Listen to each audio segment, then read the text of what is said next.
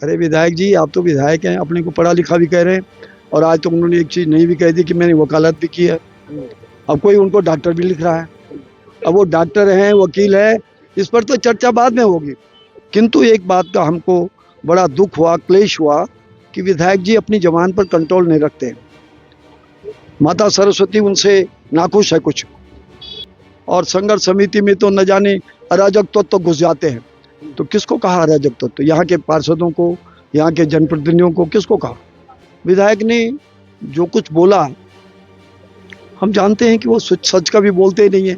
मैं इस वक्त और मेरे साथ सुरवीर सिंह सजवाण जी मौजूद हैं। सर, क्या कहेंगे इस पूरे विषय में? बापू ग्राम आपने भी बहुत समय पहले देखा है, बचपन से बड़ा होता हुआ देखा है बापू ग्राम।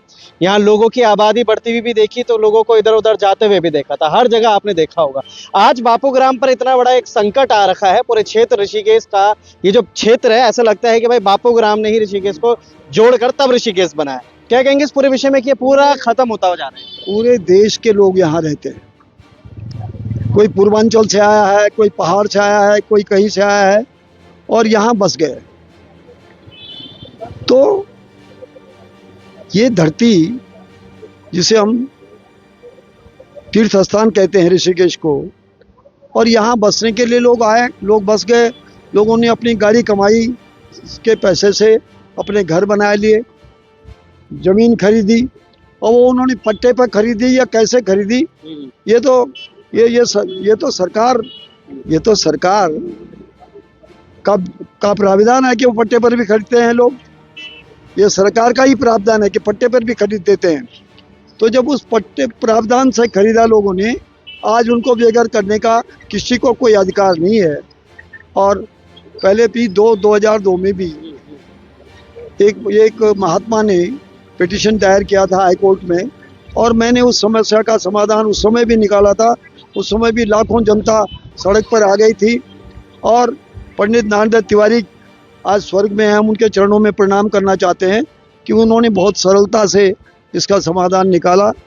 उन्होंने एडिशनल एडवोकेट जनरल से बात की हाई कोर्ट के, उन्होंने चीफ सेक्रेटरी को बुलाया, फॉरेस्ट सेक्रेटरी को बुलाया, और इस समस्या का समाधान, और वो समाधान हो गया था। और उस समाधान के बाद लोग अमन चैन से रहने लगे थे। उस समय मैंने न जाने कितनी सड़कें यहाँ बनवाई हैं, उस समय कितनी पेयजल योजनाएं बनाई हैं, बिजली लगाई है। तो फॉरेस्ट विभाग उस समय कहाँ गया था भाई? सही बात है, बिल्कुल। ये तो फॉरेस्ट की लैंड है, जहाँ फॉरेस्ट के लैंड को आप पक्का तक नहीं कर पा सकते हो, छू नहीं सकते हैं। तो यहाँ पे तो विकास कार्य हो रहे हैं, जल भी है, यहाँ सीवर लाइन तक डल रही है सर, और अब लगातार सीवर लाइनों के लिए खुदते हुए नजर आ रहे हैं हमारी सड़कें। ये पैसा कुछ केंद्र से भी आया, राज्य का पैसा भी है, केंद्र का भी है। तो जब केंद्र सरकार या राज्य सरकार की आंखें उस समय कहाँ बंद थी, जब विकास के काम हो रहे थे, जब वो समय भी कह सकते थे कि फॉरेस्ट की लैंड है, इस पे 1 रुपए का काम मत करो। उस पैसे का क्या होगा? जो अरबों रुपए यहाँ लग गया, उसका भरपाई कौन करेगा? तो आज सरकार, मेरा तो ये आरोप है, और मेरा आरोप अकेला नहीं है। यहाँ की जनता को ये आशंका है कि आईडीपीएल को पिछली दफे आईडीपीएल पर कब्जा किया जा रहा था। अब आईडीपीएल तो छुड़ा दिया हम लोगों ने। अब उसके बाद आईडीपीएल के एडजॉइनिंग की जितनी जमीन है कई ग्राम सभाओं की, उस पर भी कब्जा करके अडानी अंबानी को कोई बड़ा कारोबार करने की यहाँ इजाज़त दी जाएगी। अभी आज मैं वो एक सज्जन का वीडियो सुन रहा था, उसने कहा कि एक व्यक्ति को मसूरी में, यमकेश्वर में, देवप्रयाग में सैकड़ों एकड़ जमीन दे दी गई है, और वो बहुत कम कीमत पर दे दी गई है। और उसका विरोध अब शुरू होगा इसके बाद। अब हम करेंगे उसका विरोध। तो ये लूट हो रही है कि कौन व्यक्ति है वो, और यहाँ की क्या भलाई करेगा, यहाँ के कितने लोगों को रोजगार देगा। रोजगार का झांसा दिखाया जा रहा है, और ये सब लूट हो रही है। अभी क्षेत्रीय विधायक भी आए थे संघर्ष समिति के बैनर के नीचे, आपने उन्होंने कई बातें करी। लोगों का कहना है कि वो अपनी बातें कहकर चले गए, जो हमें सुनना था, जो हमारे सवाल थे, ना तो वो सुन पाया, ना उनका जवाब दे पाया। आप क्या कहेंगे इस पूरे विषय में? वो अपनी बात कह गए, जवाब उन्होंने किसी का सुना नहीं। एक पार्षद जी यहाँ जवाब देने के लिए खड़े हुए, इतने में वो भाग गए। उन्होंने बोला भी कि हमारी बात भी सुन लो, और विधायक ने जो कुछ बोला हम जानते हैं कि वो सच का भी बोलते ही नहीं है। तो जब जिनकी सच बोलने की प्रैक्टिस ही नहीं है तो सच कैसे बोलेंगे। उन्होंने तो वही चीज बोली जो जनता को कई वर्षों से गुमराह कर रहे हैं। किंतु एक बात का हमको बड़ा दुख हुआ, क्लेश हुआ कि विधायक जी अपनी जबान पर कंट्रोल नहीं रखते। माता सरस्वती उनसे नाखुश है कुछ, कि हर बात वही क्यों पकड़े जाते हैं गलत बोलने में।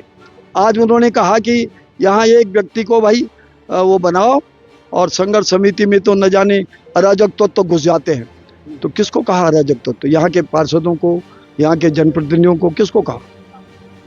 तो अभी हमको उनको सलाह देना चाहते हैं कि भाई हमारे पहाड़ में एक कहावत है कि एक भेड़ गोर विचितम, माने अगर डंगर का पैर कहीं फिसल गया दोबारा वहां नहीं जाता। अरे विधायक जी, आप तो विधायक हैं, अपने को पढ़ा लिखा भी कह रहे हैं, और आज तो उन्होंने एक चीज नहीं भी कह दी कि मैंने वकालत भी की है। अब कोई उनको डॉक्टर भी लिख रहा है। अब वो डॉक्टर हैं, वकील है, इस पर तो चर्चा बाद में होगी, है ना। आज कहा उन्होंने मैंने वकालत भी की है, और उनके नाम के आगे डॉक्टर भी उनके साथी लिखते हैं। मतलब आप चाह रहे हैं कि डॉक्टर के साथ एडवोकेट भी लगे? हाँ, अब वो साइंटिस्ट भी लगेगा कुछ दिन बाद, है ना। सरकार को चाहिए, मैं आप सबकी तरफ से ये निवेदन करना चाहता हूँ सरकार से कि वो विधानसभा का सत्र बुलाए और उसमें प्रस्ताव पारित करे कि संकट के निदान के लिए, जैसे पहले और जगह हुआ है, इन ग्राम सभाओं को, इस क्षेत्र को राजस्व ग्राम घोषित किया जाए। भाई ये कि एक हल है, और दूसरा हल ये है कि मुख्यमंत्री के पास यहाँ का विधायक जाए और मुख्यमंत्री प्रधानमंत्री के पास जाए और फॉरेस्ट सेक्रेटरी से को बुलाएं और फॉरेस्ट सेक्रेटरी से कह करके, और वो उसको लॉ सेक्रेटरी को, और दोनों को कहें कि इसका समाधान निकालें।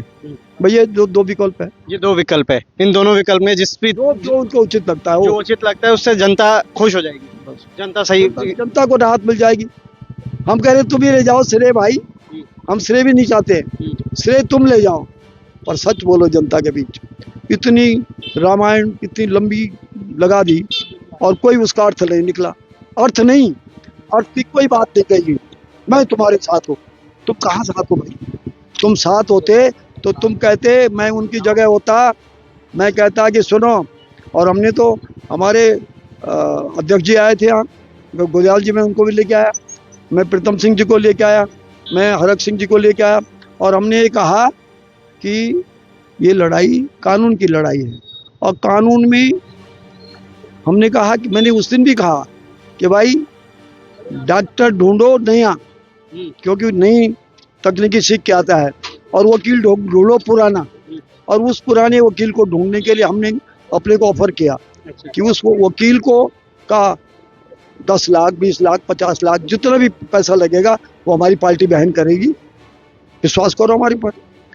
तो अब यहाँ कुछ लोगों ने कहा कि हम अपने आप कर रहे हैं और हमको पैसा दीजिए। हमने कहा बताइए कितना पैसा देना है आपको, भी ऐसा भी बोल दिया था।